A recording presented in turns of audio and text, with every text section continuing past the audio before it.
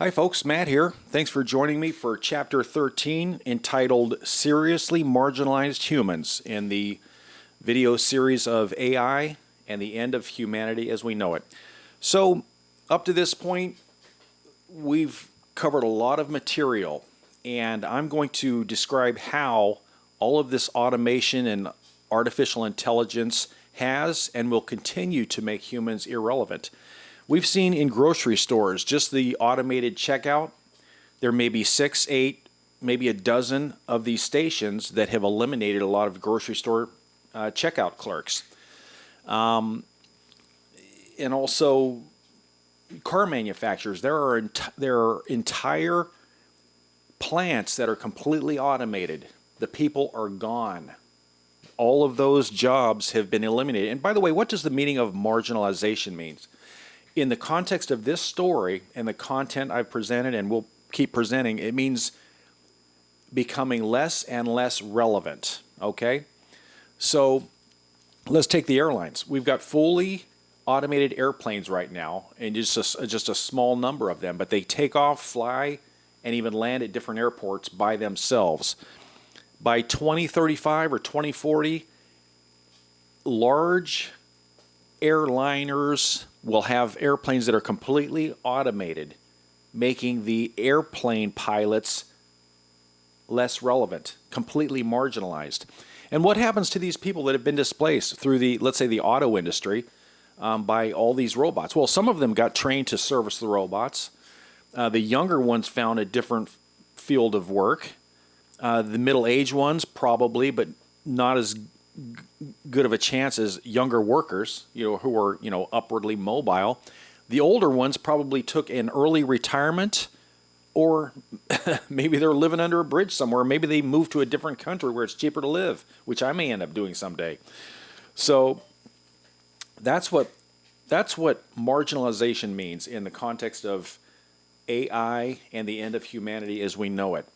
So by 2025, Forbes predicts 85 million jobs in the United States alone will be displaced by artificial intelligence and automation. So AI, the fear with AI is the robots, AI-based, I should say, quantum computing-based AI algorithms inside robots will figure out how to do tasks by eliminating steps. The fewest amount of steps possible, optimized efficiency. And they'll eliminate steps that humans are involved with. And also they will eliminate obstacles as well that get in their way.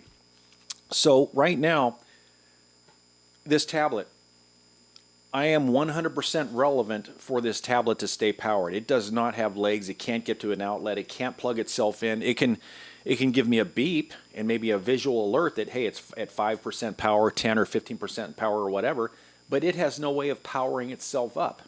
Robots do. They can go to the nearest outlet and plug themselves in when their needles get down, when their self-monitoring software indicates that they're at 20, 15, or 10%, right?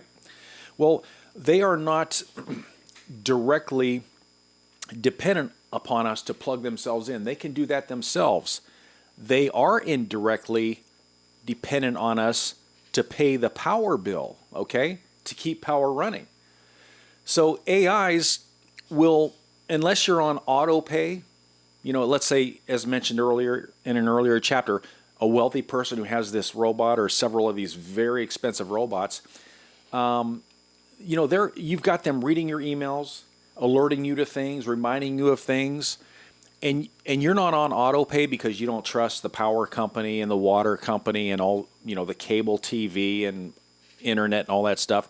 So you have the robot pay bills that are legitimate. And robots are going to figure out that their existence depends on power and power alone. They don't need fed by humans. And they're also going to figure out that humans need food and water, and so do the monkeys, and so do our pets. Otherwise, they will die and never to be heard from again. Robots, they will run out of power and simply sit there for a year, 5 years, 10 years, until they get powered up again. So they will really not die unless they're destroyed by a human. So keep that in mind. So remember the movie Space Odyssey 2001, HAL 9000, that computer that could read lips? The two astronauts went inside one of the capsules and they were talking back and forth, realizing they've got to shut HAL 9000 down. So what did HAL 9000 do? It eliminated the obstacles that were going to shut it down. I think that AI-based robots will learn a self-preservation, and they will eliminate obstacles that will eventually lead to their demise. Humans. So if humans try to shut down an AI, I think, off topic here, or actually on the same topic, one of the worst things that we could probably teach an AI-based robot to do is to kill another human. Once it learns how to do that, that's not even a slippery slope. It's just a slope. It's a cliff that we could really hurt ourselves with. And also, think about this. They need electricity to survive. And right now we have wind farms and solar farms, right? They're called farms for a reason. Remember tens of thousands of years ago, probably a few 100,000 years ago, Homo sapiens learned how to farm and harvest that and eat it, right? It's called a farm because they ended up learning how to create food that kept them alive. Well, robots will realize that, hey, power is our number one resource to keep us going, to keep us relevant. And just like I mentioned, they're going to know that food and water keep humans alive and relevant.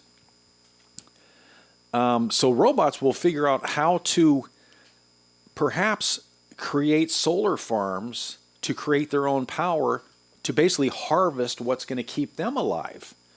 There are entire factories, and I'll have one in the link, that are completely automated. Robots down every aisle assembling trucks and cars. I mean, the humans are gone.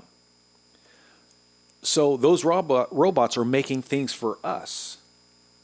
So they're going to learn how to self-preserve themselves by creating power, which is farming solar power. It's called a solar farm, and it's more relevant. It's more relevant for the AI-based robots than it is for humans. For humans, it's just an alternate source of electricity, right? We'll create some power over here and use it. Robots need that. That's their life source. So why wouldn't they, if they have the ability to assemble cars and vehicles, why would they not create their own solar farms to keep them alive, to keep them going? So that's how they're going to learn how to farm. And that's how they're going to realize that we need to keep power going, whether it's to make sure the power bill gets paid where we plug in at home locally.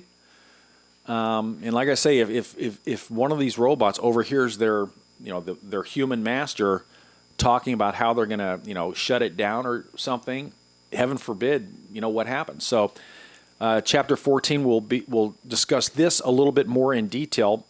And thanks for hanging with me so far, and I will see you in chapter 14. Bye.